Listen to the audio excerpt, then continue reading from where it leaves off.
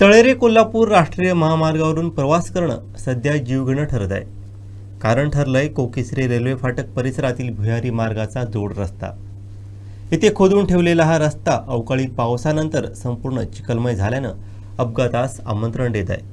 संबंधित विभाग व ठेकेदार यांचा नियोजनशून्य कारभाराचा वाहनचालकांसह प्रवाशांना मनस्ताप सहन करावा लागतोय. पाहूयात.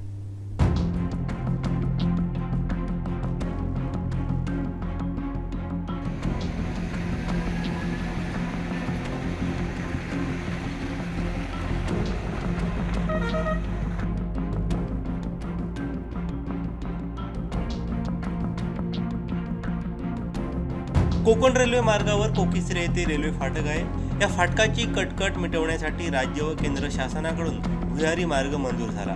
या मार्गाचं काम पूर्ण झालं, मात्र दोन्ही बाजूचे जोड रस्ते होणे बाकी आहेत. सध्या गंगाळेवाडी बाजूच्या जोड रस्त्याचं काम सुरू आहे. त्याकरिता साधारण 1 किलोमीटर रस्ता खोदला आहे. तसंच या भागात मातीचा भराव टाकून मार्ग बनवला आहे. मागील 2 दिवस तालुक्यात झालेल्या पावसानंतर हा रस्ता चिखलमय झाला. रस्ता निसरडा झाल्यानं वाहनं घसरत असून अपघातांची शक्यता वाढली आहे. शुक्रवारी सायंकाळी या प्रकारामुळे अनेक वाहनं या ठिकाणी अडकली होती. त्यामुळे तासभर हा मार्गही वाहतुकीसाठी बंद करण्यात आला. दोन्ही बाजूला पोलिसही तैनात करून अन्य मार्गानं वाहतूक वळवण्यात आली होती. सलग दोन्ही दिवशी या ठिकाणी वाहतुकीचा खोळंबा झाला होता.